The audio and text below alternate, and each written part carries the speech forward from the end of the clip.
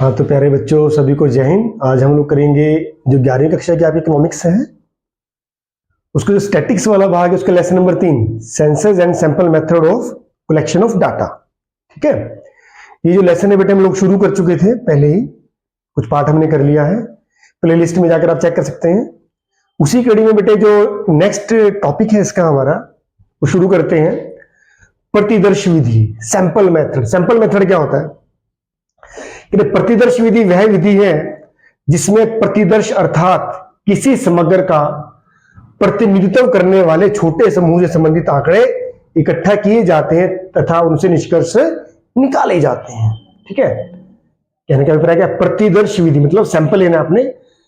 Sampling method वह method जिसमें प्रतिदर्श जो सैंपल अर्थात किसी समग्र होता है मेरे बेटा पूरा समूह, ऐसा समूह जिसमें से आपने इकाइयों को सिलेक्ट करना है, चुनना है, कुल मदों का जोड़ समग्र होगा, रिप्रेजेंट करने वाले छोटे समूह से संबंधित आप आंकड़े इकट्ठा करते हैं और उनसे निष्कर्ष निकालते हैं।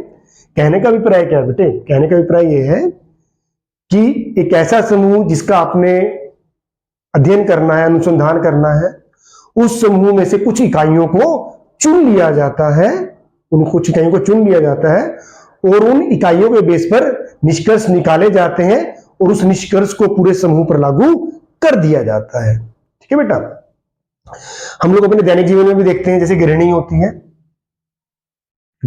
क्या देखती है? चावल के 3-4 दाने देखकर ये चेक कर लेती है कि जो बर्तन में चावल रखे हैं पके हैं नहीं पके हैं। ठीक है, आम जीवन में सैंपलिंग का ये सबसे बढ़िया एग्जाम्पल है। ठीक है बेटा, तो उम्मीद है बेटा आपको समझ में आ गया होगा। इसके बाद हम लोग बात करेंगे जो हम सैंपलिंग मेथड यूज करते हैं ये कहां पर सुटेबल रहेगा, कहां पर ये उपयुक्त रहेगा। स्टेबिलिटी चेक करते हैं। पहला क्या है? फिर जब अनुसंधान का क्षेत्र बहुत अधिक विस्तृत है, देखिए बेटे अगर जिस एरिया में आपको अनुसंधान करना है अगर वो एरिया बहुत ज्यादा बड़ा है, बहुत बड़ा वास्ट है, तो प्रत्येक इकाई से संपर्क स्थापित करना आसान नहीं होगा। ऐसी अवस्था में जो ये प्रतिदर्श विधि है, सैंपल विधि है, सैंपलिंग मेथड है, ये आपके लिए उपयुक्त रहेगी। ठीक है, दूसरा क्या है? जब उच्च स्तर की शुद्धता की आवश्यकता ना हो। जैसे कि हम लोग जानते हैं सैंपलिंग मेथड के जो परिणाम होते हैं वो औसतन सत्य होते हैं, पूर्णतः सत्य नहीं होते। ठीक है ना, तो कहीं ना कहीं अगर हमें उच्च स्तर की शुद्धता की आवश्यकता अगर नहीं है तो ऐसी अवस्था में भी जो ये सैंपलिंग मेथड है स्टेबल रहेगा। तीसरा मेरे बेटे क्या है? जब विभिन्न इकाइयों के अत्यधिक प्रशिक्षण की आवश्यकता ना हो। देखिए जो भी आप इकाइयां चुनते हैं, अगर आपको उन इकाइयों का गहन अध्ययन करना है तो कहीं ना कहीं आप फिर सेंसस मेथड यूज करते हैं। ठीक है ना, तो अगर आपको जो इकाइयां जो मदे आप चुनते हैं अगर आपको उनको गहन प्रशिक्षण की आवश्यकता न हो, ऐसी अवस्था में भी ये सैंपलिंग मेथड आपके लिए उपयुक्त रहता है। चौथा पॉइंट क्या बेटे? जब समग्र की सभी इकाइयां लगभग एक जैसी हो। देखिए सैंपलिंग मेथड बेटे वही काम करता है जहां पर समग्र की जो इकाइयां जो आप चुनते हैं वो क्या होती है? समरूप होती हैं, एक जैसी होती हैं। जैसे कि अभी मैंने उदाहरण में भी लिया था कि गृहिणी जब चावल की 4 दाना चेक करके 4 दाने चेक करते हो, पता लगा लेते कि कच्चे हैं या पक्के हैं, तो चावल इतने सभी समरूप है। वो कहने का मतलब क्या है कि जो प्रतिदर्श विधि है वहीं पर बढ़िया रहती है जहां पर जो सभी इकाइयां क्या होती हैं? समरूप होती हैं, जिनका आपने अध्ययन करना है। ठीक है मेरे बच्चे, उम्मीद है आपको जो ये स्टेबिलिटी है कि ये विधि कहां पर उपयुक्त रहेगी आपको समझ में आ गया होगा। इसके बाद हम बात करेंगे मेरिट्स की, गुण। जो ये प्रतिदर्श विधि है बेटे इसके गुण क्या है, मेरिट्स क्या है? सबसे पहले क्या है? कम खर्चीली।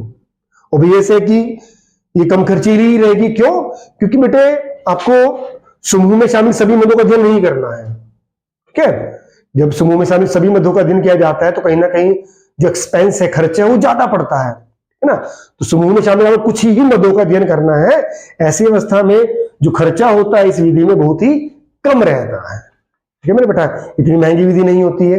दूसरा क्या है? समय की बचत। इसमें टाइम सेविंग मेथड है। टाइम सेविंग मेथड क्यों है बेटे? क्योंकि समूह में शामिल आपको प्रत्येक इकाई संपर्क स्थापित नहीं करना है, क्योंकि आपने कुछ मदें ही चुनी है, उन्हीं से संपर्क स्थापित करके डाटा कलेक्ट करना है। तो कहीं ना कहीं शीघ्रता से जल्दी से हम उनसे संपर्क स्थापित करके डाटा कलेक्ट कर सकते हैं, मतलब आंकड़े आप इकट्ठा कर सकते हैं, जिससे आपका समय बचता है इस विधि में। ठीक है बेटा, तीसरा क्या है? गलती की पहचान, आइडेंटिफिकेशन ऑफ एरर्स। ये बहुत खास बात है इस विधि की, क्योंकि एक वैज्ञानिक विधि है, बड़ी विश्वसनीय विधि है। कारण क्या है इसका? क्योंकि बेटे इस विधि में हम केवल सीमांत मदों का अध्ययन करते हैं। ठीक है, सीमांत मदों का अध्ययन किया जाता है, इसलिए आसानी से गलती की पहचान आप कर पाते हैं। ठीक है, इसलिए जो ये मेथड रहता है कहीं ना कहीं ये ज्यादा विश्वसनीय, रिलायबल मेथड है। इसके बाद बात करेंगे हम लोग बेटे पॉइंट नंबर 4, विशाल अन्वेषण, लार्ज इन्वेस्टिगेशन।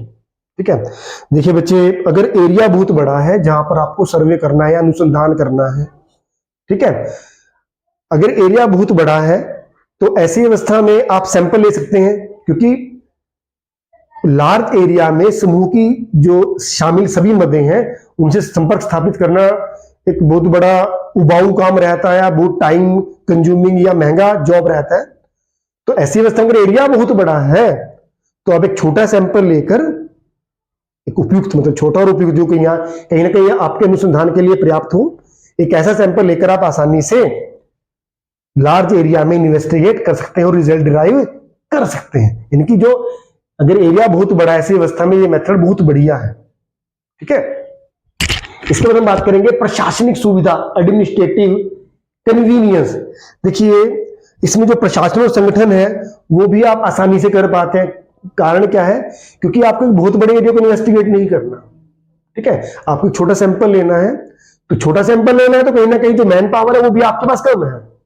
ठीक है, ऐसी अवस्था में कम लोगों के साथ जो प्रशासनिक आपको संगठन में प्रशासनिक सुविधा रहती है, तो कहीं ना कहीं ये एडमिनिस्ट्रेटिव कन्वीनियंस मेथड है ये। इसके बाद क्या है?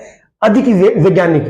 हाँ मेरे बच्चे, जो ये मेथड है आपका, कौन सा, जो ये सैंपलिंग मेथड है, कहीं ना कहीं अधिक साइंटिफिक, अधिक वैज्ञानिक है। अधिक वैज्ञानिक क्यों है? क्योंकि अगर आपने एक बार सैंपल ले लिया, ठीक है, अगर आपको लगता है कि रिजल्ट ठीक नहीं है, गड़बड़ है, ठीक है, तो कहीं ना कहीं हम दोबारा से भी सैंपल ले सकते हैं। दोबारा सैंपल लेके जो आपने पहले परिणाम निकाला है उस परिणाम की आसानी से जांच हो सकती है। इसलिए बेटे क्या है, ये अधिक वैज्ञानिक, यानी कि मोर साइंटिफिक मेथड है। कौन से वाला? ये जो सैंपल मेथड है। ओके, अब मेरे बेटे बात करेंगे गुणों के बाद इसकी डिमेरिट्स। डिमेरिट्स क्या है? अवगुण क्या है इस मेथड्स के? अवगुण क्या है, कमियां क्या है इसकी? सबसे पहले बात करेंगे बेटा पक्षपातपूर्ण, पार्शियल। पार्शियल हो सकता है, कब हो सकता है पार्शियल पक्षपात? बेटे ऐसी अवस्था में हो सकता है जब अनुसंधानकर्ता अपनी मर्जी से कुछ ऐसी मदों को चुन लेता है जो कहीं ना कहीं समूह को रिप्रेजेंट नहीं करती। ठीक है ना, क्योंकि इसमें जो अनुसंधानकर्ता की अपनी मर्जी शामिल रहती है, उसकी अपनी इच्छा शामिल रहती है, तो कहीं ना कहीं इस मेथड में पक्षपात की संभावनाएं हो सकती हैं। ठीक है बेटा, दूसरा क्या है बच्चे? अशुद्ध निष्कर्ष, रॉन्ग कंक्लूजन। अभी जैसे हमने बात भी की है, अगर अनुसंधानकर्ता ऐसी इकाइयों को सैंपल के रूप में चुन लेता है जो समूह को रिप्रेजेंट नहीं करती, तो ऐसी अवस्था में बेटे जो निष्कर्ष होगा, रिजल्ट होगा, वो गलत आएगा। ओके, पॉइंट नंबर 3 कौन सा है? प्रतिनिधित्व प्रतिदर्श के चुनाव में कठिनाई, difficulty in selecting representative sample. हाँ तो बेटे देखने में क्या आता है, जो अनुसंधानकर्ता होता है कई बार उसके सामने जो सबसे बड़ी समस्या क्या आ जाती है, उसे ऐसी मदें चुननी होती हैं जो कहीं ना कहीं पूरे समूह को रिप्रेजेंट करती है। ठीक है, तो ऐसी मदों का चुनाव करना बड़ा कठिन रहता है जो मदें पूरे समूह को प्रतिनिधित्व करती हैं।